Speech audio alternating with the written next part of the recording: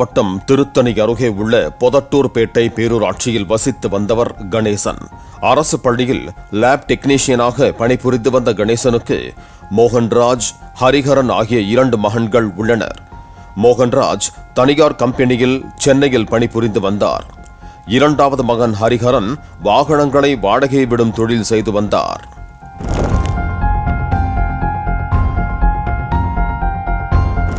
அண்மையில் இருசக்கர வாகனத்தில் சென்ற கணேசன் விபத்தில் சிக்கி பலத்த காயமடைந்தார். மருத்துவமனையில் சிகிச்சையில் இருந்த அவர் சில தினங்களாக வீட்டு சிகிச்சையில் இருந்த நிலையில் கடந்த அக்டோபர் மாதம் கழுத்தில் பாம்பு கடித்து பலியானார். அவரை கடித்த பாம்பையும் அடித்து மருத்துவமனைக்கு தூக்கிச் சென்று காண்பித்ததை வைத்து அவரை கடித்தது கட்டுவிரியன் பாம்பு என்று கூறப்பட்டது.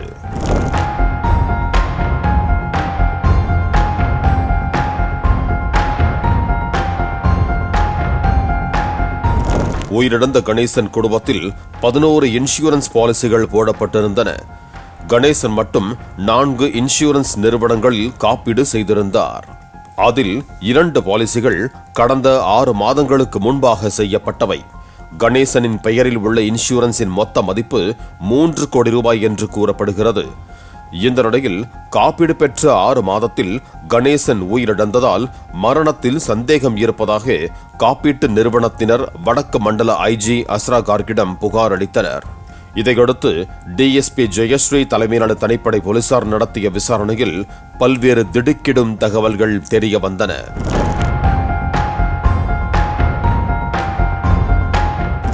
கணேசன் மறைவுக்கு பிறகு அவரது மகன்களான மோகன்ராஜும் ஹரிஹரனும் காப்பீட்டு பணத்தை பெறுவதில் தீவிரம் காட்டுவதை அறிந்த போலீசார் காடுகளில் காணப்படும் கட்டுவிரியன் பாம்பு வீட்டுக்குள் வந்தது எப்படி, அதுவும் கட்டிலில் படுத்திருந்த கணேசனின் அறைக்குள் வந்தது எப்படி, கழுத்தில் கடித்தது எப்படி என்று விசாரணையை முன்னெடுத்தனர். 2 மகன்களின் செல்போன் தொடர்புகள் உரையாடல்களை சேகரித்தனர். இதில் 2 மகன்களும் சேர்ந்து திட்டமிட்டு கூலிப்படைக்கு 1.5 லட்சம் ரூபாய் கொடுத்து பாம்பை விட்டு கடிக்க வைத்து கணேசனை கொலை செய்தது தெரிய வந்தது. விபத்தில் சிக்கி உயிர் தப்பிய கணேசன் தனது மரணத்திற்கு பின்னர் உங்களுக்கு காப்பீடு பணம் 3 கோடி ரூபாய் வரும் என்று தெரிவித்துள்ளார்.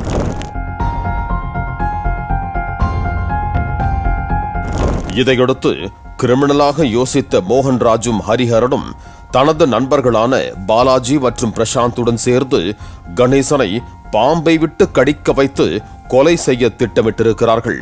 பிரசாந்த் மூலம் உறவினரான தினகரனுக்கு 1.5 லட்சம் ரூபாய் கொடுத்து ராணிப்பேட்டை மாவட்டம் மோசூரில் இருந்து முதலில் ராஜநாகம் ஒன்றை பிடித்து வர செய்திருக்கிறார்கள். அதனை தூங்கிக் கொண்டிருந்த கணேசன் மீது வீசியிருக்கிறார்கள்.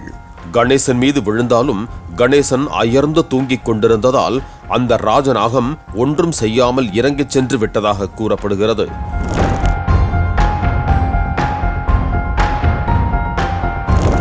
சரியாக 1 வாரம் கடந்த நிலையில் மீண்டும் தினகரன் பாம்பு ஒன்றை கொண்டு வந்தார். அது கட்டுவிரியன் பாம்பு என்று சொல்லப்படுகிறது. தூங்கிக் கொண்டிருந்த கணேசனின் கழுத்தில் பாம்பை தூக்கி வீசிய அடுத்த நொடியே சட்டென பாம்பு கணேசனின் கழுத்தில் கடித்துள்ளது. பாம்பு கடித்து உயிருக்கு போராடிய கணேசனை சிகிச்சைக்கு கொண்டு செல்லாமல் கடித்த அந்த பாம்பை அடித்து கொன்றுவிட்டு தங்கள் தந்தையை பாம்பு கடித்து விட்டதாக போலீசாருக்கு தகவல் தெரிவித்தனர். போலீசார் வந்ததும் கடித்த பாம்புடன் கணேசனை சிகிச்சைக்காக அரசு மருத்துவமனைக்கு கொண்டு சென்று தாங்கள் செய்த கொலையை இயல்பாக நடந்த சம்பவம் போல மாற்றியிருக்கிறார்கள். 22 அக்டோபர் தேதி பொடட்டூர்பேட் போலீஸ் ஸ்டேஷன்ல நமக்கு ஒரு கம்ப்ளைண்ட் வந்தது. அந்த கம்ப்ளைண்ட்ல ஒருத்தர் திரு கணேசன் சொல்லி இங்கே கவர்மெண்ட் கேர்ள்ஸ் ஹையர் செகண்டரி ஸ்கூல்ல லேப் அசிஸ்டண்ட்டாக இருக்காங்க. அவர் ஸ்னேக் பைட்ல இறந்துட்டாங்க, பாம்பு கிடச்சி இறந்துட்டாங்க சொல்லி நமக்கு கம்ப்ளைண்ட் வந்தது. Case was registered. ஒரு 194 BNSS செக்ஷனில் கேஸ் ரெஜிஸ்டர் பண்ணியிருக்கோம். அந்த என்ன லீகல் ஃபார்மாலிட்டிஸ் இருக்குதோ, லீகல் ஆக்ஷன் என்னென்ன எடுக்கணுமோ அது இன்வெஸ்டிகேஷன் படி லோக்கல் ஸ்டேஷனில் நடவடி எடுத்தாங்க. இது விசாரிக்க நமக்கு என்ன தெரியுதுன்னா, அந்த கன்சர்ன்டு டிசீஸ்டு கிட்ட நிறைய இன்சூரன்ஸ் அவர் சப்ஸ்கிரைப் பண்ணியிருந்தாங்க. கிட்டத்தட்ட அவரோட ஃபேமிலியில் ஒரு 11 இன்சூரன்ஸ் சப்ஸ்கிரைப் பண்ணியிருந்தாங்க. அதில் 4 இன்சூரன்ஸ் இவரோட பேரில் இருந்தது. So insurance company also நம்ம senior police officials respected IG நார்ஜோன் திரு ஆஸ்ராகர் சாருக்கு ஒரு கம்யூனிகேஷன் வச்சுனாங்க தட் இந்த மாதிரி ஒரு கேஸில் ஒரு இறந்த நபருக்கு இத்தனை இன்சூரன்ஸ் இருக்குது அதில் சில அவங்க சஸ்பிஷன் ரேஸ் பண்ணாங்க. ஸோ அந்த கம்யூனிகேஷன் படி நமக்கு இங்கே நடக்கக்கூடிய இன்வெஸ்டிகேஷனோட ப்ரோக்ரஸ் படி ஒரு எஸ்ஐடி கண்டக்ட் பண்ணோம், ஸ்பெஷல் இன்வெஸ்டிகேஷன் டீம்.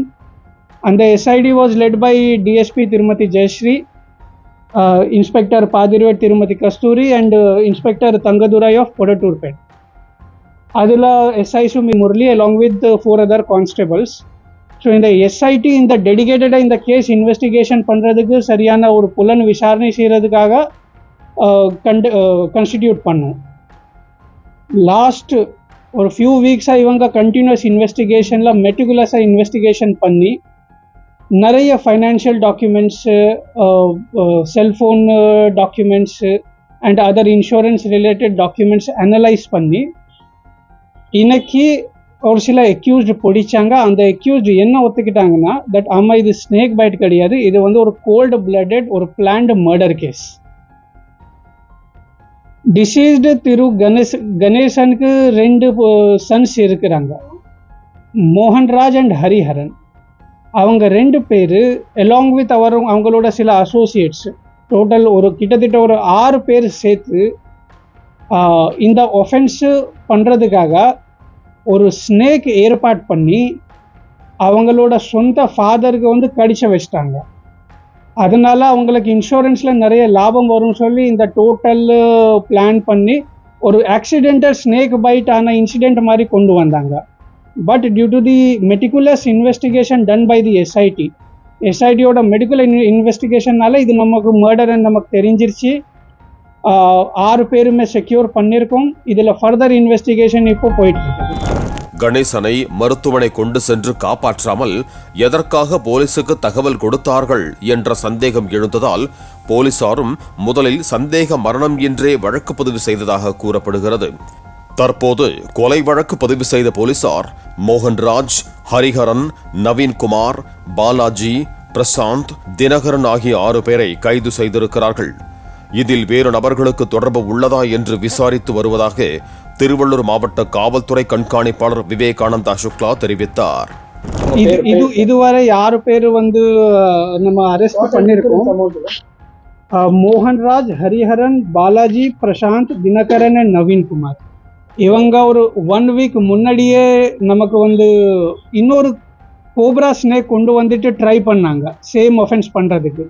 இந்த சம்பவம் நடந்ததுக்கு ஒரு 1 வீக் முன்னாடி இந்த மாதிரி அட்டென்ட் பண்ணாங்க. ஆனால் அப்போ வந்து டிசீஸ் ஒன்றும் ஆகலை. திருப்பி 1 வீக் கழிச்சு இதே மாதிரி பிளான் பண்ணாங்க.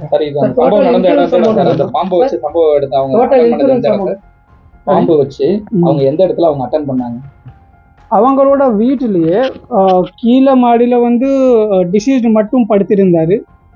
அந்த சமயத்தில் நைட் டைம் அவங்களோட சொந்த பசங்க 2 பேர், ஒருத்தர் வீட்டில் இருந்தாங்க, ஒருத்தர் வந்து வெளியே இருந்து சில அசோசியேட்ஸ் மூலமாக அந்த ஒரு ஸ்னேக் அரேஞ்ச் பண்ணி கொண்டு வந்துட்டு அவங்களோட வீட்டிலவே இந்த சம்பவம் ஏற்பாடு பண்ண வச்சிட்டாங்க. more than 3 crores.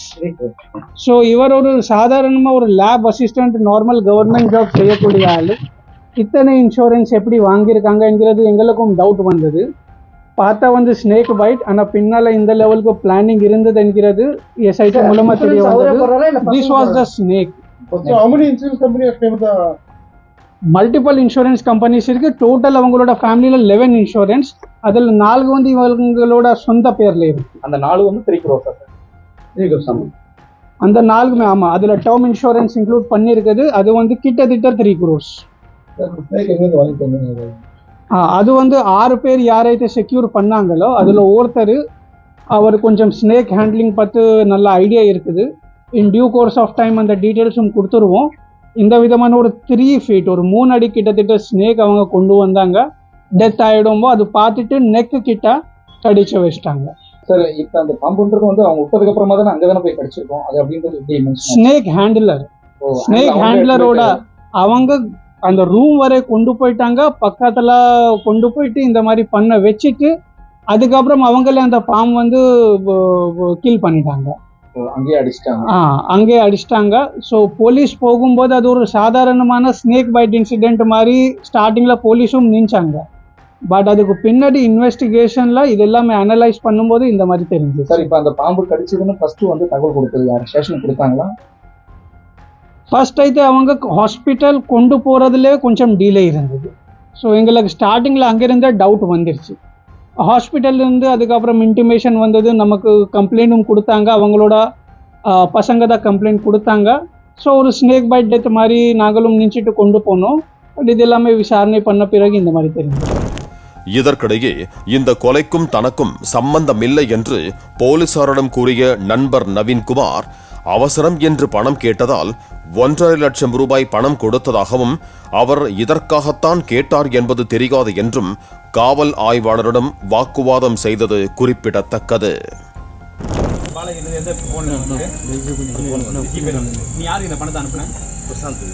காசு உனக்கு அனுப்புறேன், பிரசாந்துக்கு அனுப்பு அப்படின்னு சொன்னா நானும் பிரசாந்துக்கு அனுப்பிச்சேன். தம்பி சார் பாலாஜி தம்பி அனுப்பி பணம் கிடைக்கும் என்ற ஆசையில் செய்தாலும், போலீசிடம் இருந்து தப்பி விடலாம் என்ற பேராசையில் செய்தாலும் குற்றம் கேடு தரும்.